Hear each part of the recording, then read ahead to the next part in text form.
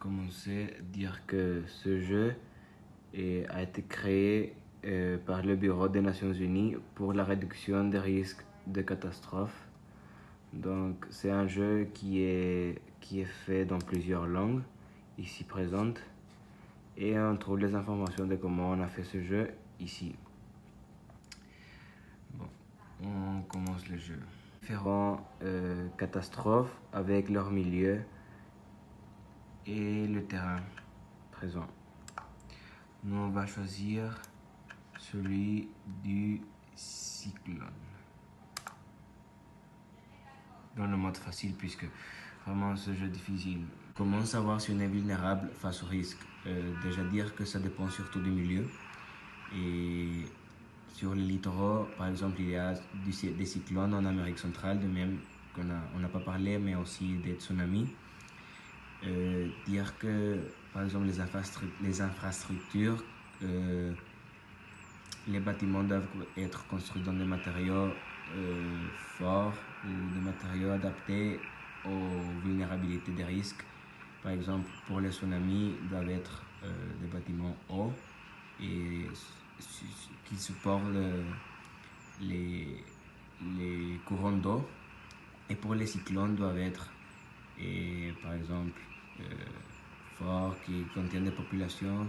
On doit aussi prévoir. Donc, lors d'une catastrophe, en premier, il y a une destruction des bâtiments et des infrastructures. Aussi, il y a plusieurs pertes humaines, ainsi que des personnes blessées, des personnes disparues. Et aussi, il y a l'intervention de la presse. Les principaux enjeux dans une catastrophe sont en premier l'enjeu humain, car il y a beaucoup de pertes humaines. Aussi, il y a le terrain qui est dévasté, les bâtiments détruits, ce qui provoque un enjeu économique, car on a besoin de l'argent pour reconstruire ces bâtiments et le terrain. Pour mesurer la vulnérabilité, les risques, on doit prendre en compte en premier le budget disponible qu'on a, aussi la qualité des infrastructures, la préparation de la population face au risque et enfin le terrain où on habite. Les mesures qu'on doit mettre en place pour limiter les risques et une catastrophe sont: en premier, toutes les personnes doivent avoir un lieu où se loger. Aussi, les bâtiments doivent être adaptés aux risques, comme par exemple, il y a besoin d'avoir des bâtiments sismiques en cas de tremblement de terre. Aussi, les bâtiments doivent être renforcés en cas de tsunami. En cas d'incendie, on a besoin d'un système d'eau.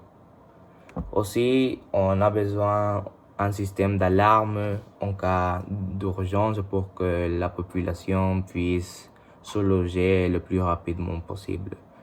Et enfin, on a besoin plus d'endroits communs pour que la population la plus faible puisse se réfugier plus